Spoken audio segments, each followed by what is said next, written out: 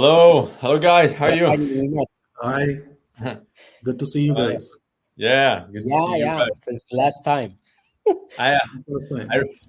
I remember last time we were eating the same. We were doing a cross-cultural dessert during our dinner in Dubai, trying the French dessert, Italian dessert.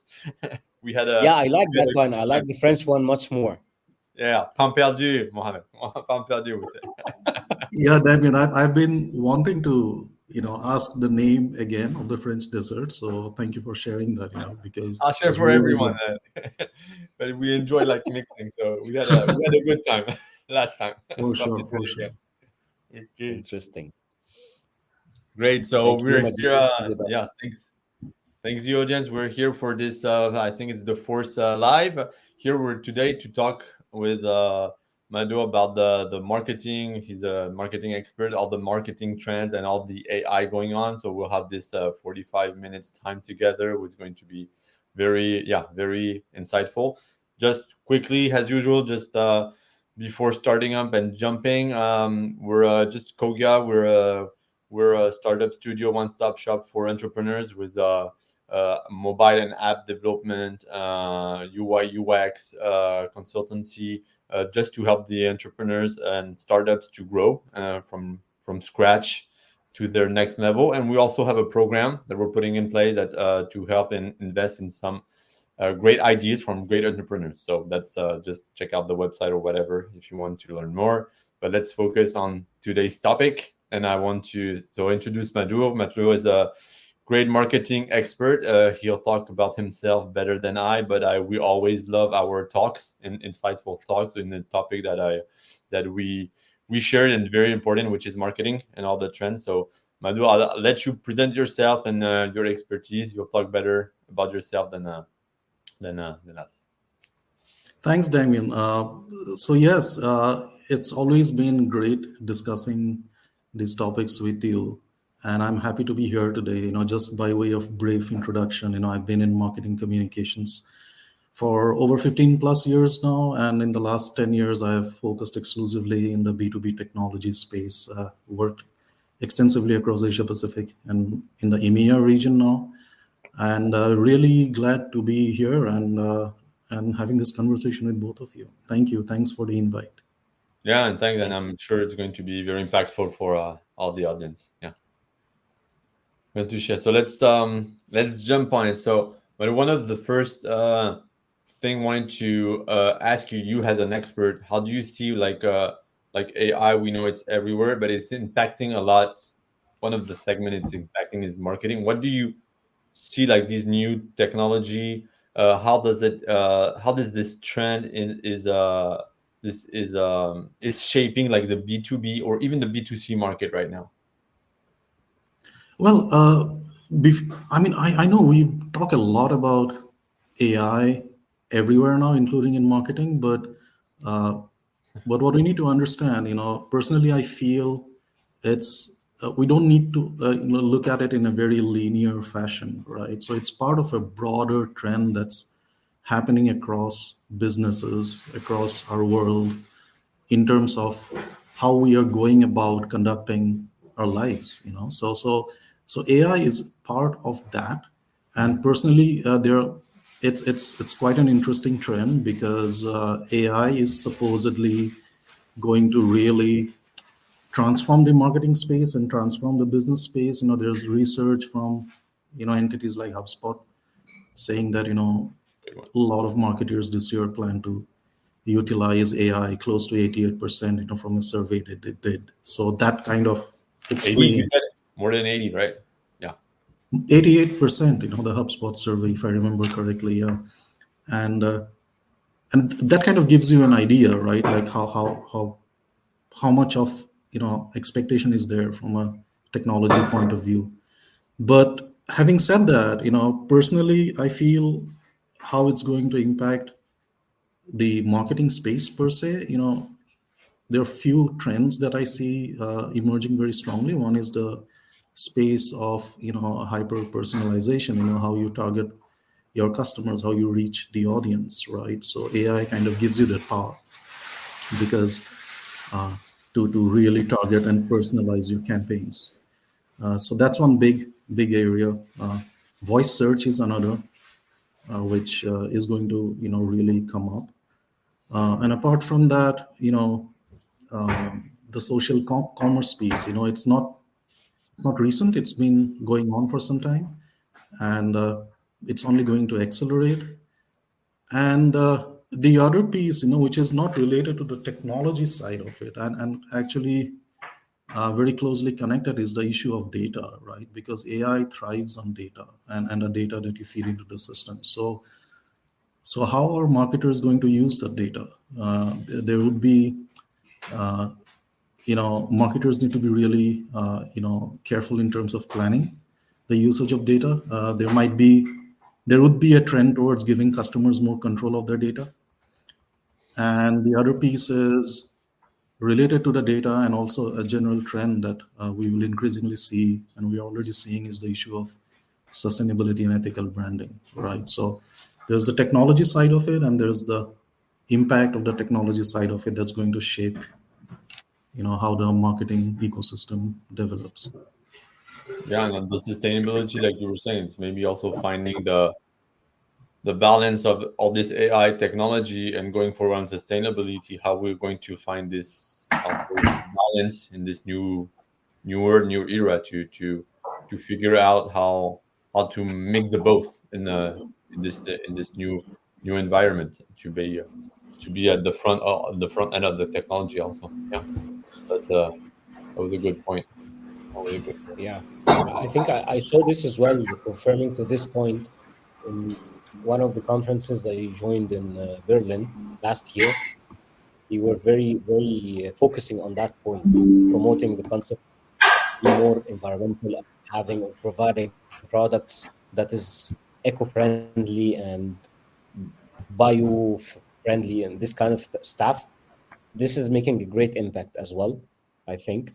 And on the other side, there's the conference we went in Dubai, Damien, if you remember. We had some of the experts were talking about the stream commerce part.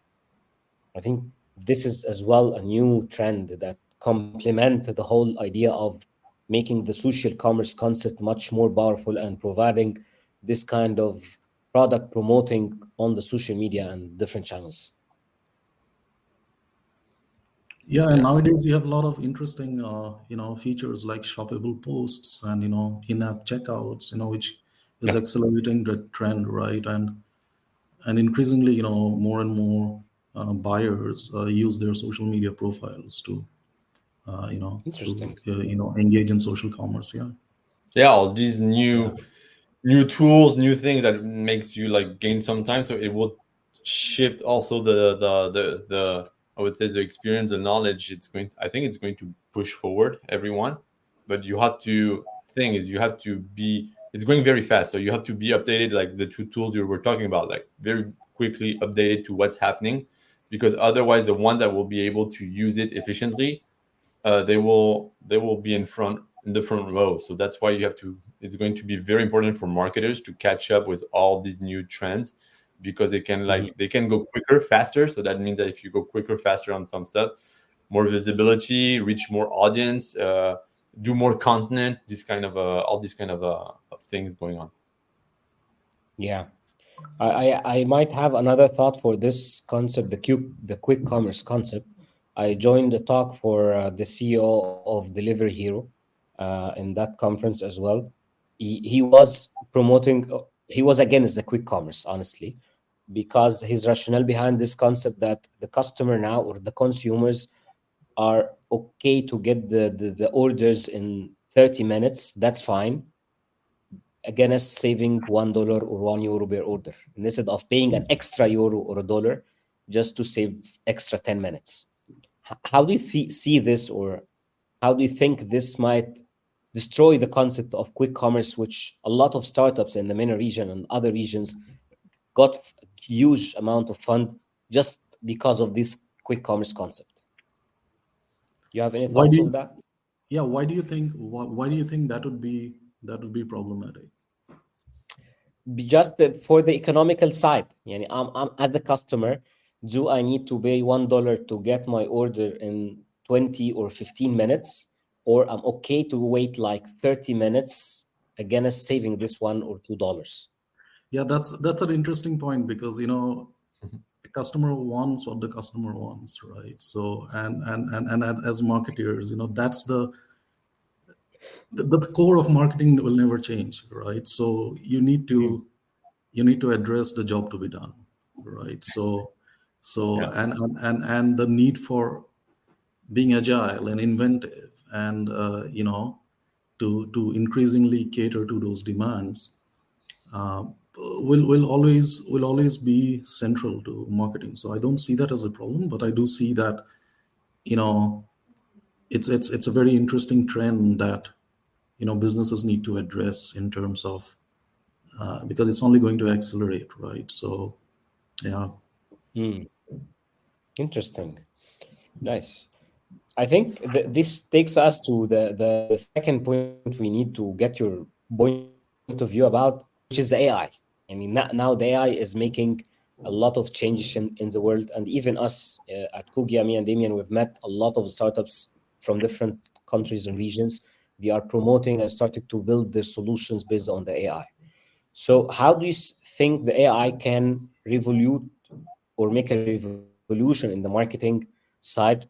Is it just the hype, as it's a new trend, it's a new something new for the whole people would like to use, or it really have good impact on the marketing activities, the digital transformation of the campaigns, and this kind of things related to marketing?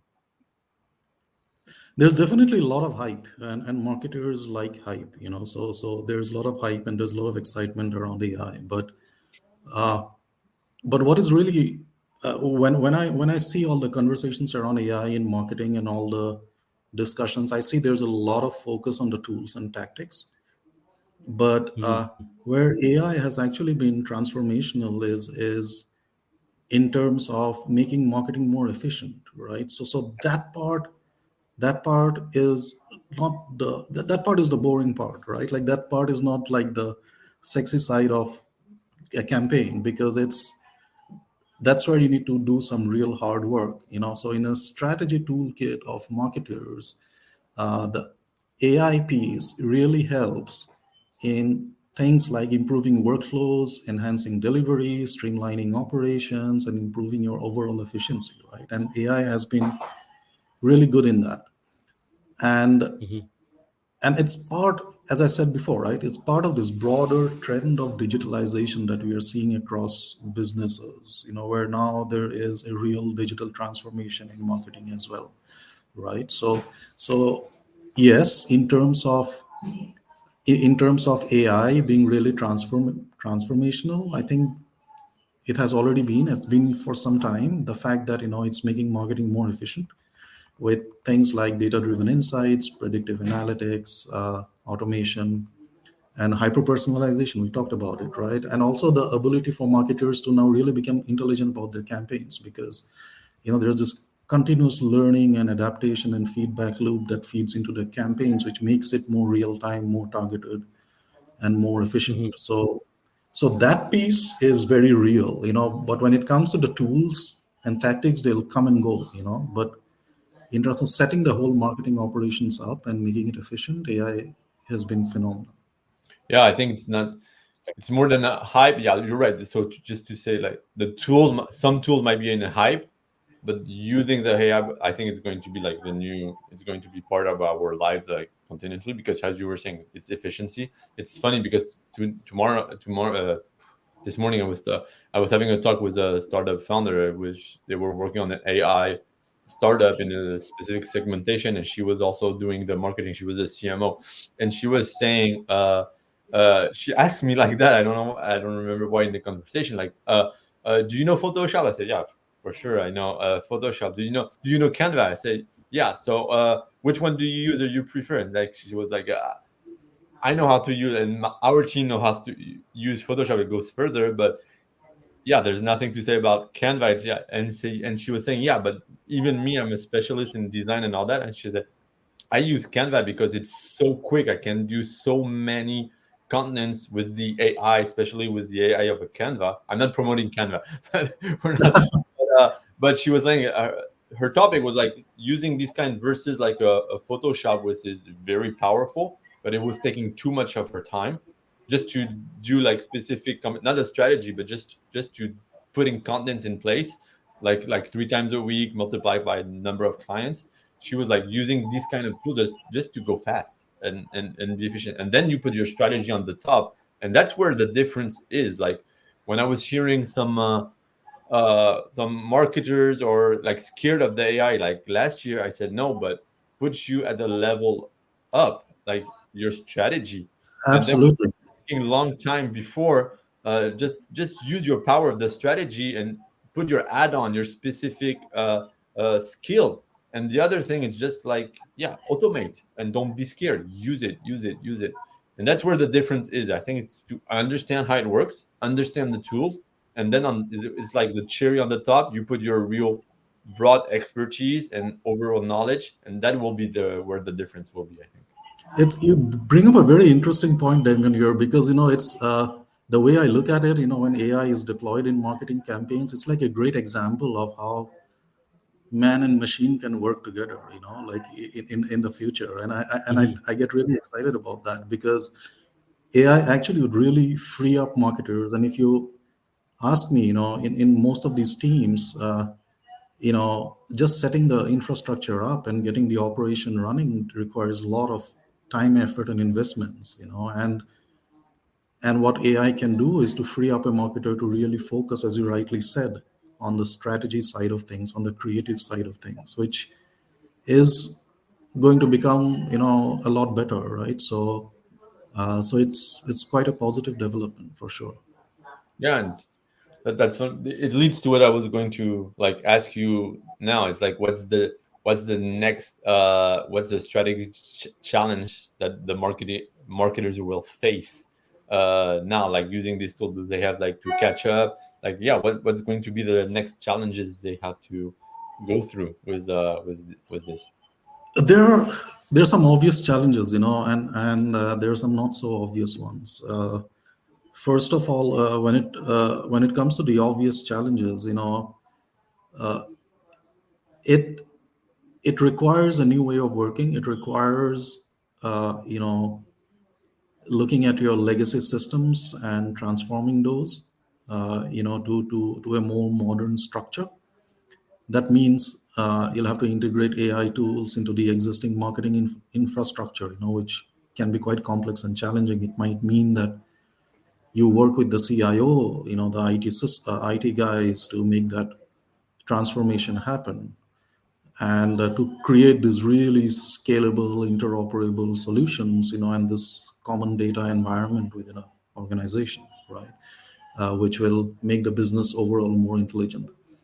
Now, once you have achieved that, the technology part of it, the second piece is the people part of it, right? The technology and process is done. So now, in terms of getting your people to move and really reskilling and helping the talent to uh, to use those technologies.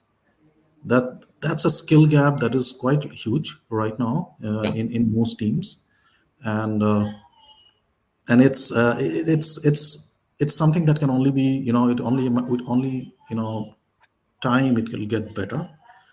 Mhm. The other piece, which people do not realize is moving your marketing machinery to digital, or to even, like, integrate newer systems. It's actually quite expensive.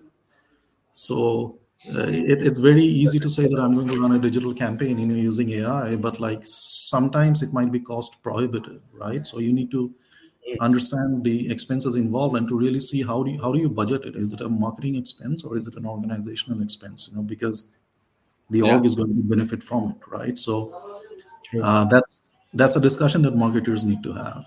yeah. Very interesting because you see like the sorry to uh because we were used like before like a lot of tools like you have this freemium model where you could use and push, but I don't know if you notice right now there's this freemium plans don't exist mostly at the time, and Yeah. if you want to use this Got it. you guys are saying it if and even us I with Mohammed here we're trying to find always new tools, and now they're all paying and we have to and it's Yeah. not so cheap, and you're right Mano, you have to check what's your budget, which one you're going to use, so there's this benchmark I would say to do on your expense because it's nothing's free anymore on the tool. Yeah, Yeah. So you're right, that's a very interesting point, and to raise like yeah using it, but yeah what's the cost, which ones, and that here I'm sliding on digital transformation maybe almost like, but remember if you use a tool it's not to break it in 2 months with your team because there's the adoption of the tool and all what, so that's a very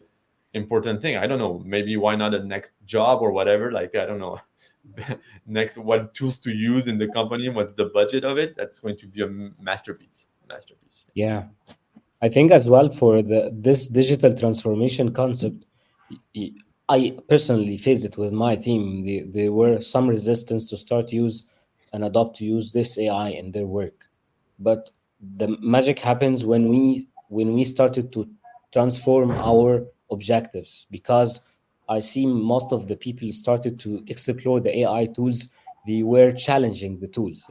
They are coming with the mindset that challenge the tool and to confirm that these tools are useless and we are the people who are doing the job.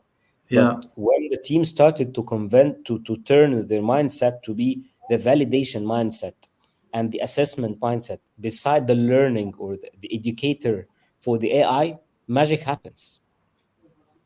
Magic happens just by turning this concept in the mind. That's a very good point, and very it's one of the reasons why actually, many digital transformations fail, because digital transformation focuses, a lot of conversations focus only on the process and technology side of it. The people component is not addressed, and Yeah, and by the time it is addressed, sometimes it's a little bit late, so it kind of becomes expensive. So yeah, it's thank you for sharing that example. It kind of validates this whole argument. Yeah. yeah. That was a very great impact when the team Yeah, started to do this. yeah, and then just to continue what you were saying, Manu, I think you were talking a lot about these challenges about yeah, data, this algorithm. Here we're talking like kind of stuffs like technical, or I would say engineered, or when we say data algorithm, like we the first words in mind that probably yeah, engineering, mathematical, these kind of things. But we don't have, and that has to be used in marketing. But remember, like you work in marketing since so long. But the first marketers, there were not engineers, there were not mathematical. It was people that was writing well, maybe, or just seeing or on the brand. And now it's shifting, like all the. I think. Tell me what you think about that, but it's all the this job all the marketers will have to have this touch, like this mathematical data driven touch, like to do all these calculation KPIs and all that, and that's something that will just go more and more. So the job or is shifting, I think, and some of them might be tough to follow up, but that's for sure marketing will be driven by all that, and you have to do. So what do you see that happening, or do you see like in the organization some are struggling having this shift?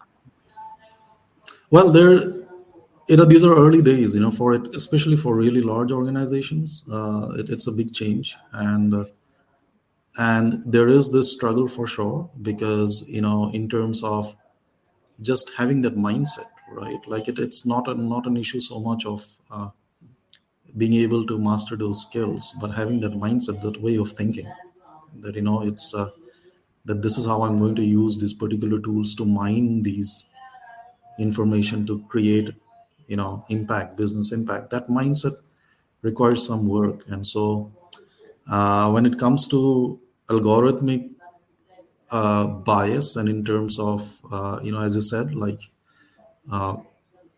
that is always a challenge right now, because AI algorithms are susceptible to bias, because we recently had this really big incident, right, with Google's AI tool, where it was in the news all over, right? So understanding that bit is becoming important for marketers, the technology side of it, how it happens, how it works, and how it can potentially impact campaign, and how it's going to eventually impact the brand. So there have been a lot of talks about how sales and marketing need to come closer. But with this whole technology piece coming to the forefront, what's becoming really interesting is that how marketing is now getting pushed into the center of things, as the custodian of data, as the custodian of all the tools, that has this great intelligence from which sales and the other teams, customer experience, customer success, will draw their intelligence from, right? So yeah, I mean, it always helps to build that muscle. It's not required, but as teams build that muscle, I think you're right. It's going to become a must-have. Yeah, Especially from a strategy Yeah, point of view. yeah, you're right. Yeah, interesting. I think moving from the traditional marketing to the digital marketing, or the digital transformation era of for marketing, using AI, or even just using s- very typical and regular digital things. Why still marketing focus on the five sense remain crucial for marketing, and how we can leverage this in the era of digital live or AI live? This is a very good question, actually. Because when you look at marketing, we should. I mentioned this before. We should not look at it from the point of view of purely digital alone, because marketing is, the core of marketing is not going to change, right? It's the core of marketing would essentially remain the same across sectors. And what any campaign would eventually would need to address the job to be done, what the customer wants, right? And no matter how much of technology you deploy, how much of tools and tactics you use, if you do not get the job to be done correct or right, on point, your campaign is not going to work. you Mhm. know and so that's why those human experiences, human emotions, and would always remain central to a marketing campaigns. And tools nowadays can help you create it, right? Be it a sonic identity, or like a haptic feedback mechanism, or like more interactive experiences using AR and VR. Those are, as we discussed before, right? Those are tools and tactics, but the core Yeah. remains at the human emotions and experiences, right? So Mhm. yeah. yeah. Always like I think I read that from it was one of the Seth Godin was saying, as you were saying, you must have, like, as you were saying, all the best tactics and all that. He was focusing, and you can still use the best tools and all that. And then, for example, if you do a direct marketing, even if it's using the latest technology, and you have like a 30% opening rate, like a 4% click and all that, that means that the job to be done before has not been right. And that Godin said he was focusing on the job to be done, his good ICP, uh, his good persona, and then he was focusing on trying to get like this 80% opening rate, 80% clicks. And this is where marketing just magic happens, because if you have like great traction, if you've done this strategy very well, then the people are you're just in your funnel, in your I know you're I'm jumping. I know when I talk to funnel, you like this infinite funnel. Madhur, that's a theory you have. I was saying funnel, but they're there to get and then it's easier to convert after. But there's this work where AI can help, but if as you were saying, if this done to be done is not done by right now, well from getting all the data, all the things you can, and from an expert, the best tools will not get you the best results. Yeah. Exactly. Very well said. Yes.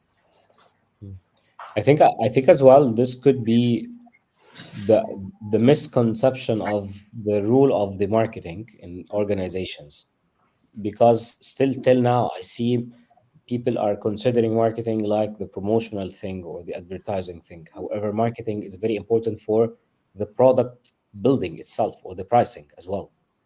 And even the question when we ask how can we price a product correctly, that's a question for the marketing team, not for the sales team. That's, Completely. I completely agree with you on that.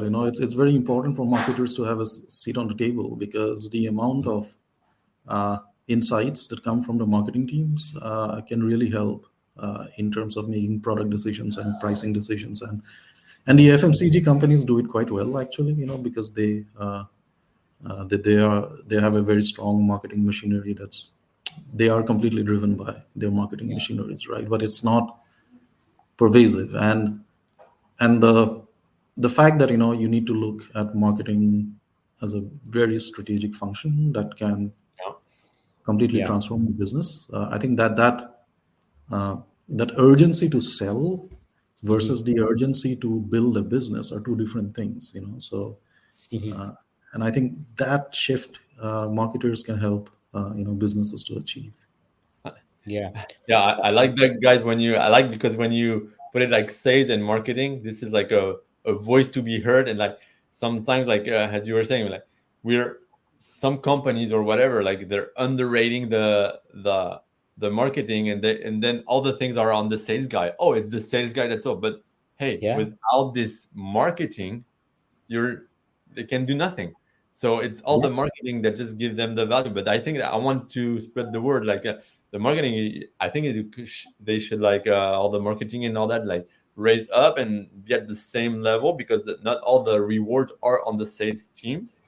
Even if yes, but if the marketing is not well prepared, they can sell nothing or Yeah, that's be 100% true.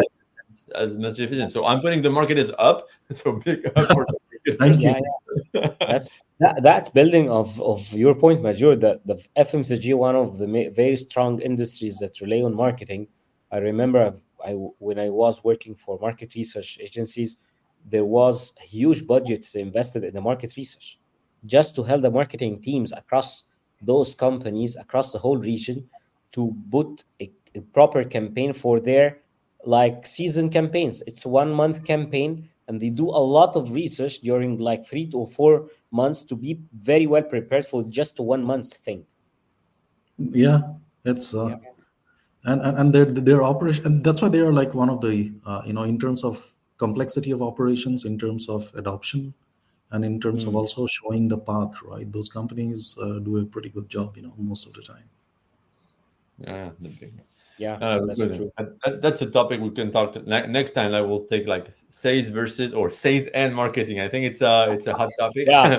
I Hopefully, will be there. Have a You have to fight. get someone else. hopefully. Okay, we'll come back to Dubai. I know we'll have a dessert before and just talk about just that, and then we do the live. Otherwise, we're going to. But I think it can be a hot topic. A lot of things to say or spread. Yeah. Uh, just to come back on these stuff, like there's this big word like, oh, we're scared of AI, it's going to lose this authenticity. I heard a lot of copywriters and all that, oh, but they don't have my tone of voice. It's going to everyone's going to sell or market the same thing.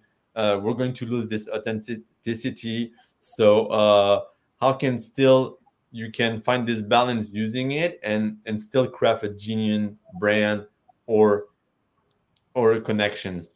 So what do you, yeah, what do you how do you see like this authenticity, how to use it? Will it be because uh we see a lot of like when you ask like chat GPT or whatever. Now I don't know if you noticed, but a lot of emails start like that, hope this mail finds you well or thrive. We know that comes from chat GPT. So now how can you like in the branding and all that, how you can keep that authenticity specific to the companies?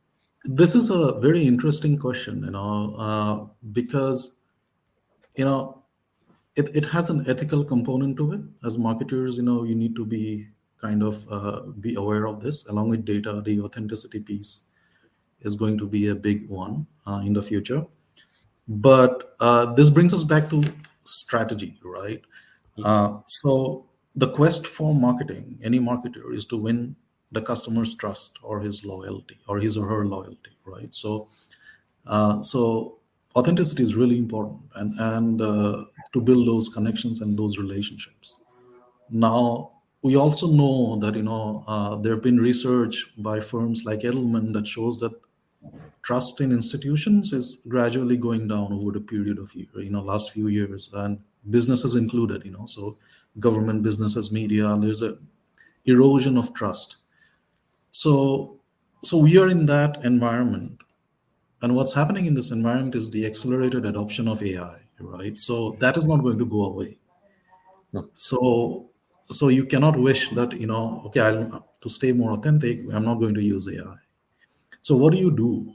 So I think the marketing leadership needs to take a step back here, and really define for their businesses what does authenticity mean to their organizations or to them, right?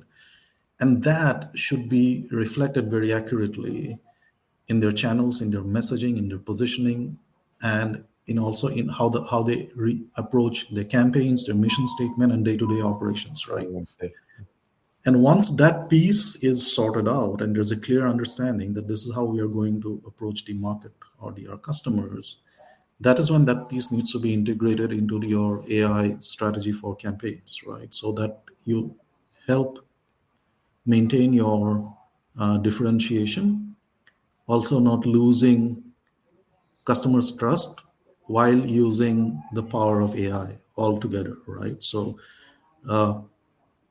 it's a very nuanced sort of a answer, because honestly, I think I personally feel that in the next couple of years we're going to see a lot of sameness till the time, in campaigns, in messaging, in tactics, in how people show up, how companies show up. But that's going to eventually become better. But like, these are early days, and I think we're going to see a little bit of that inauthentic sort of messaging and campaigns. But that's the way to resolve it. To approach it from a very strategic point of view. If I get what you, yeah, if I think that what you're saying, like if you like all the same, and I think if you know how to use it well and go back on the basics, as you were saying, your vision statement very clear, and use it to streamline, I think that's where companies can use like a competitive advantage here. Instead of like doing like everyone, we work very well, we go back to the basics. What's our mission, vision statements? With a lot of them, like, okay, I think I have a vision statement, it's this, but go deeply in it, very be clear on it, be part of everything. And that's where the companies, I think they will have at least the coming years have a big competitive advantage on their marketing side. Like that's how they will still use AI on that. But still, if they work very closely on that, that's where they can be different and really leverage it and keep it. Yeah. Right, and that's a very good summation. And I personally feel, it's my opinion that there will be a big focus on the brand, because that's where all of these come together, and being able to achieve that will help the companies, overcome this challenge of being not authentic, right? So Interesting. I think this, building on what you just said, the building a brand, it's not an easy thing to do, and it takes a long time. But considering the current economical circumstances for different companies in different regions. What do you prefer and promote in such downtime of economy? Is it still building brands, or we might more giving more attention to the performance marketing, or there's a successful formula to do both and have the balance? What do you think?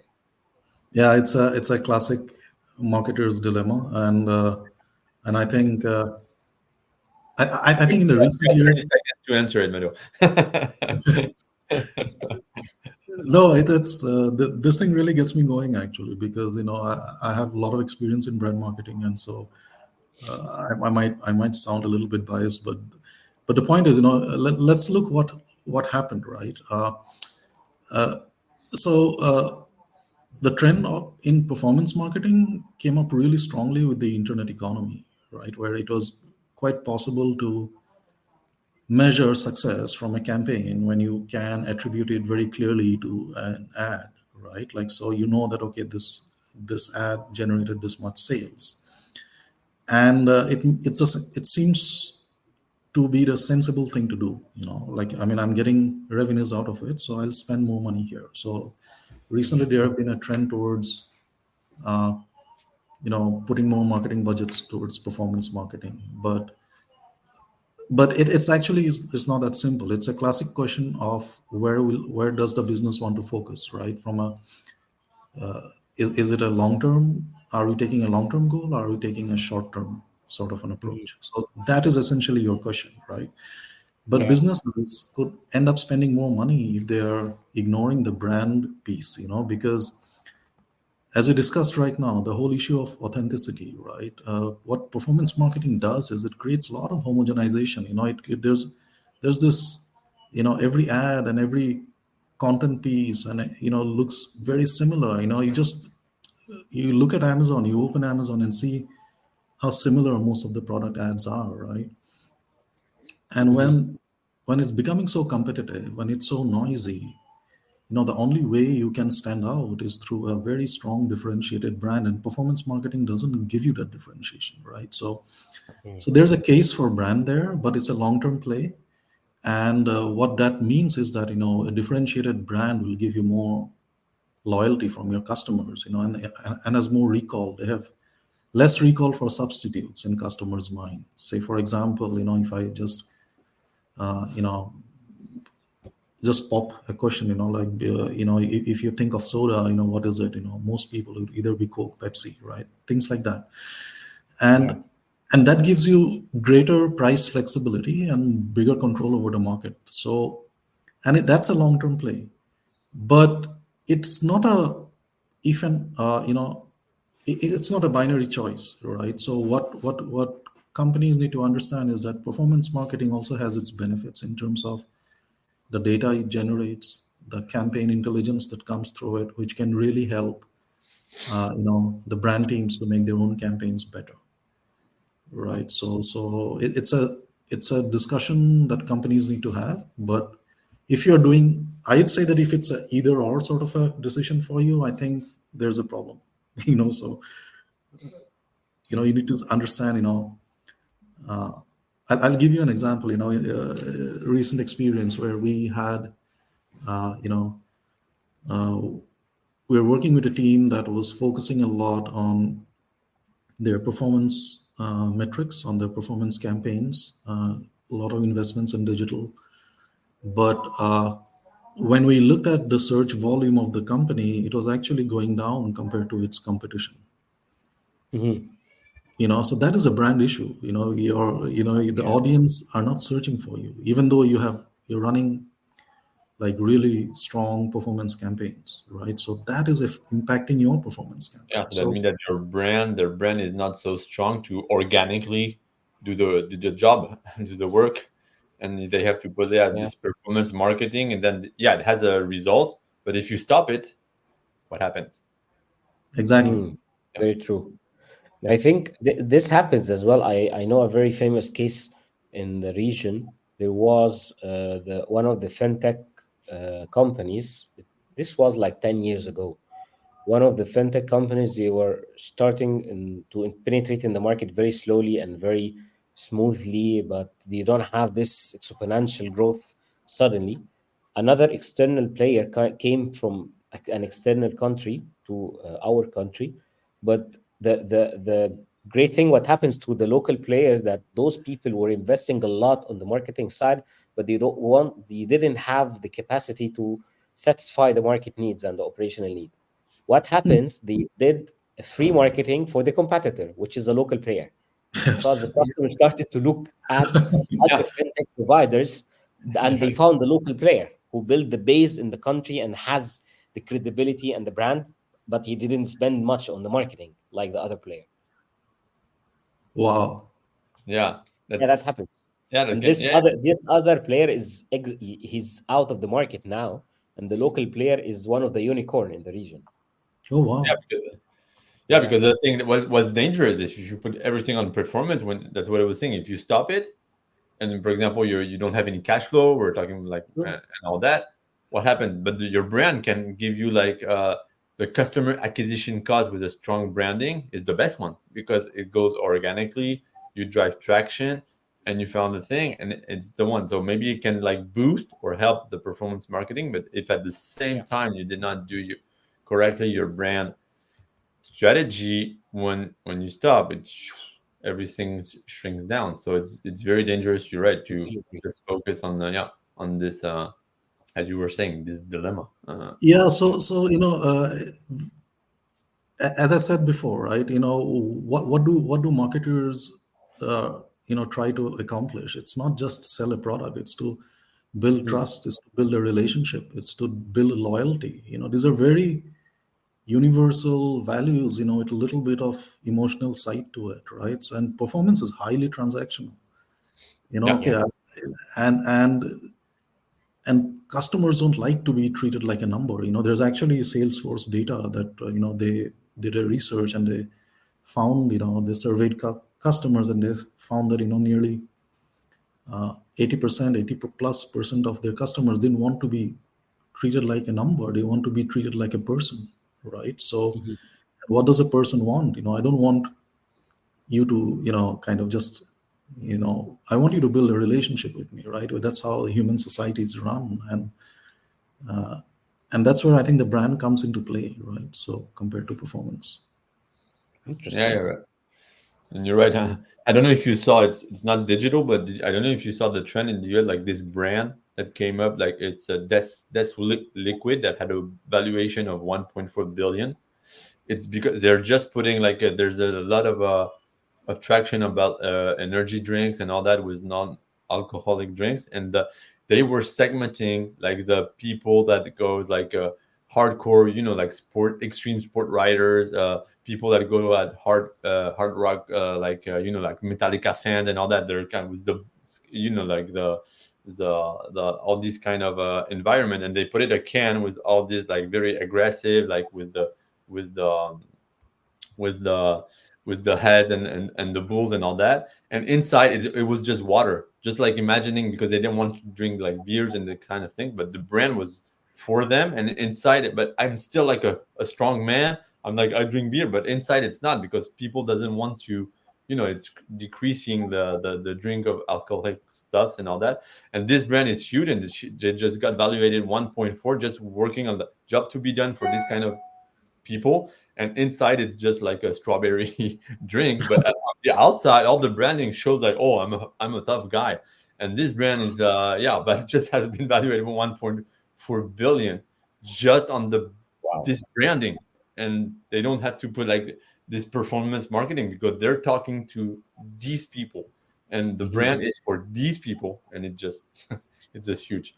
Yeah, Yeah, the pride to be associated with one, yeah. right? So that's another emotion, right? So yeah, it's very interesting. I looked that up. Yeah, Thank you. yeah. Thank Look at it. It's, I think it's liquid. Yeah, liquid death. I think the name. Like, yeah, yeah. But inside, it just they're just drinking a strawberry water.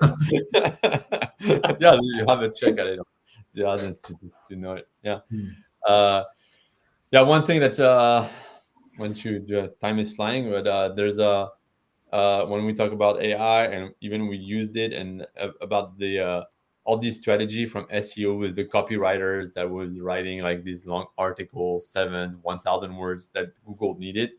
Now AI, if you do it and you use the right script, you can like put high SEO contents here. So how, instead of being scared, how do you think like marketers have to be prepared for it? And do you think like all the search engine will like block the AI around that on the SEO part, because AI is affecting a lot of SEO for sure on the I trend. think AI is going to impact search in a big way just because of the technological capabilities that it has, right? It brings, it's more power for marketers actually, but I think what marketers need to do is to really approach SEO or search from a user-centric point of view, right? Like and take a more holistic approach to it, because there are a lot of trends right now in search which actually is very interesting. Like if you look at something like rank brain, right? They're looking at building a semantic understanding and contextual relevance of searches. So they are prioritizing that over keywords. And so what that means is that the traditional tactic of focusing on keywords may not be effective anymore, right? So there's also the now we have all those proliferation of voice assistants and voice activated devices, right? So voice search is going to become quite big, and I think it's already is, like it's already kind of growing leaps and bounds. And there would be a lot of natural language processing capabilities that will come into the search engines, and so marketers need to optimize the keywords for conversational queries, long tail keywords and things like that, and this the third piece, which I think is the more interesting piece, is and I don't know how, I think it might become like a an opportunity and also a challenge, is highly personalized search results, right? Where individual user preferences, their browsing history, their demography, and those would become more and more prevalent. And what that would mean is that search rankings would vary from one user to another for in one market, say for example, right? And that will make it very difficult for marketers to really predict and optimize the SEO for specific rankings. Then also, of course, as we discussed before, the changes are quite rapid in terms of the algorithms. So marketers need to be really on top of the game. But SEO is going to be, I think, one of the first that's going to really change. Highly impact. Yeah. Yeah. Even as you were saying, like the voice search, what's going to be behind? You said something very interesting about the long tail keywords. We're not just going to focus on that, because AI will be able to analyze also these long tail keywords, put it in conversational. So yeah, the SEO will, yeah, up to date really closely to that. Thanks for these really new trends, because I think maybe not everyone like are up to date on that, but it's very important to catch it up on it. Like, and the old SEO that before, it's going so fast. It's not going to be so easy, but it's going to be a masterpiece. Yeah, and if you look at search, right, it's so pervasive. Can you imagine your life without search? Can you even think of how many times did you, like, just count how many times did you search today? For, like, it's so much a part of human behavior now. Yeah, It's it's it's in even integral. you think something, you search. You Yeah, yeah. it's Remember, like some long time ago, when I was working on my master's like 15 years ago, when I was looking for like a thesis or an article written or something. I was just traveling and moving from my university to another university very long away, because this publishment was not published online. Now anything you can find on online by just tapping on your keyboard, and will find anything. Yeah, and that's why I say it's going to be impacted like the fastest, quickest, and like and the most, because it's so integral to human behavior, and that's why it's so critical for marketing, right? So yeah. Yeah, yeah, interesting. So and I think we covered part of how the AI can impact the marketing, but how do you think the AI can enhance what we call the account-based marketing, and how this can be utilized effectively? Because this is not an easy thing for anyone to use or even to focus on, because it's very niche and very focused for a very specific, not a niche, it's just customer or a segment or even an account or a company. Can AI help on this or optimizing such critical and added value? I see it very adding value, honestly, especially when we're targeting huge accounts or big businesses with some of the sophisticated type of products we're trying to provide. Yeah, I think ABM and AI, the combination of both is going to be really powerful for enterprise businesses. Because if you look at it, they're quite complementary to each other. In terms of, though AI is a tool and ABM is more like a strategy and a tactic, but Yeah. uh, you know what both ABM and AI essentially rely on data to target Mm. effectively, right? And ABM looks for detailed knowledge about specific accounts or your key customers, right? And AI makes it possible for account-based marketer to quickly analyze the data and provide the insights that can build like really personalized campaigns, right? And nowadays we have platforms like Sixth Sense, which uses AI to predict buyer behaviors and pinpoint, the optimal target accounts for to a marketer. So number one, in terms of data-driven precision, I think AI is going to really enhance that capability of Mm. ABM. In terms of prospecting, Yeah. by crunching that data for account-based marketers, AI will be able to identify accounts with the highest potential for success, right? So your efficiency of your marketing efforts goes up, and those For kind of driving, tools are, for yeah, driving decisions. exactly. And it's already there. Like, a tool like Salesforce, for example, has the Einstein key account identification, which really helps you identify where you need to put your focus on. And and the last piece, like AI does for all other marketers, the personalization piece. It can create your engagement more personalized by analyzing those individual behaviors and customer preferences, right? And so your ABM campaigns become really relevant, to the person who's receiving it, right? So, and the overall interaction becomes more meaningful. So there's this actually, a great opportunity for enterprises to really strengthen their relationships with their existing accounts using AI. Interesting. Yeah, that's going to be powerful. It's a big thing. The ABM. It's more for the companies, but that's kind of a niche, as you were saying. But it's going to be same thing. It can cover a lot of stuff. Uh, Time is running. Just to a last one, and not the least. Before taking some Q&As, what's for you, Madhu? What's for you the next marketing mix? So we know the 4 Ps: placement, pricing, persona, 7 Ps. There's even the 12 Ps. Well, But please. yeah, but what's for you? What's for you? This one is for you. Yeah. What is the next marketing mix? Will it stay the same? Will it like disrupt, or what do you think? Or invent yours, Madhu? You can come up with your model. What's this I one is can for tell you. you, you forgot the four E's. The four Ease. E's. Four E's, yeah, yeah. The E, experience every Yeah, place. E's. Yeah, yeah. Yeah. But yeah, good question. So I think it's.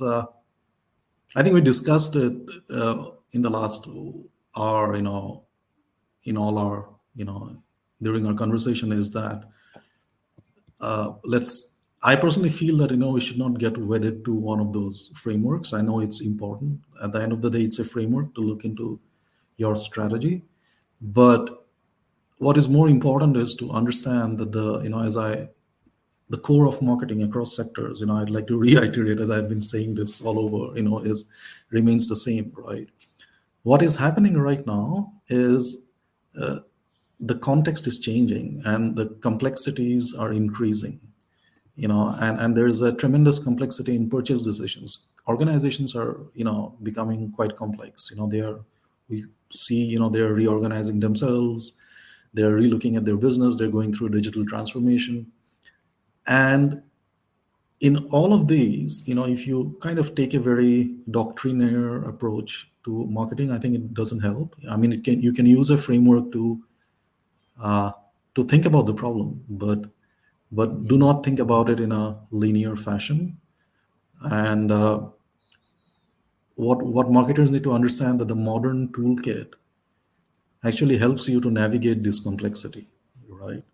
Now, how you use it, I think it depends on an organization, on their strategy. But being inventive, being agile, and being flexible would always help. And the reality of product, price, promotion, place, experience, exchange, evangelism, and whatnot, it's not going to change, right? So brings back to the job to be done, right? Yeah, or it can be like the AI tool mix. How Yes, much more to use, because you're right. Like as you were saying, the marketing mix it's based on the core value that goes back to your job to be done, to your persona, to your branding, to your mission statements. This is very that's where there has an impact. But after there can be an AI mix of tools that can be part of the digital transformation. That's just a thought or a new trend we're putting in place, but that could be the new thing. Yeah, thanks a Yeah. lot, Manuel, for this. Thank you, Madhur. That's thank you. very insightful and adding value. As always. Yeah. Yeah. I think we have a question. Someone asks, I'm not sure if is it related to the marketing topic, or we might give an advice for our audience. He asks how we can utilize using AI for a hiring process, like what Uber is doing or what Delivery Hero is doing. I think it's not the same topic we're covering now, but if you would like to reply to the question or just advise our audience, please go ahead. Yeah, I'm not an HR expert, but from a marketer's point of view, I know that uh, talent attraction Yeah. and Very good. talent engagement and all these are like uh, quite important topics that especially in the, as I mentioned, right, complexities when we are talking about great resignations, and we're talking about going back to work. And so how do you use uh, your AI marketing capabilities to build an employer brand, Yeah, that's right? very Mhm. And good, because the That's great. employer brand is part of the marketing. Like you attract the best talents and exactly. the best environment. And how can you use so that's why the employer's brand is part of the marketing for Mhm. and yeah. and that's why I mentioned, right, like marketing is really moving to the center of the organizational problems. And Mhm. I don't know if it answers this question, but like I do feel that uh, an HR person can provide those insights and data maybe to a marketer, and use the marketing toolkit to build those campaigns, to build an employer brand, because it's directly related to your business productivity, your profits, and your goals, right? Yeah. So yeah, I I hope think that I was can add, addressed. I can add as well that based on what you said, Major, it inspires me with, for instance, IBM. I knew that they are using the AI for the salary structure for the applicants for some jobs. The AI engine who sets your salary whenever you're applying for a job there, and it's not negotiable. It's not like the typical way of getting a job offer and start negotiate your salary, but the AI engine who did this. On the other side, I was working with a client who is with building something for this, but this for a North America region. They were thinking on the culture fit concept, because this is one of the crucial things whenever we're hiring someone is not fitting the culture of the company, and Yeah, it's not easy to measure how this person is culture fit or not. But AI can measure this by feeding the system with a lot of details about his background, his education, his experience, and the system as well has a lot of details about the company itself. Then the AI can help you to shorten the hiring process and select the most fitting candidates for the job. Wow. Okay. Absolutely. That sounds great. You know, it's. Yeah, Uh, it's a full topic to cover. It was good, like I know. from AI. the HR, yeah, HR and AI. Yeah. AI. If we were missing a topic, that can be a next one, and then we can have you on the top, Madhur, to talk about the brand, the employer's brand using AI.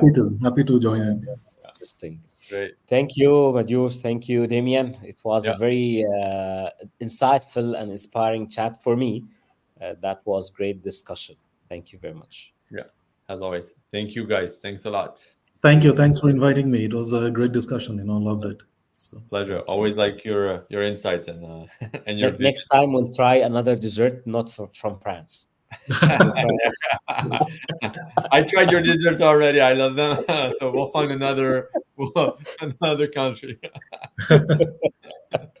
Okay. Thank you, friends. Thank you, thank guys. you. Bye Thank bye. you. Bye. Bye.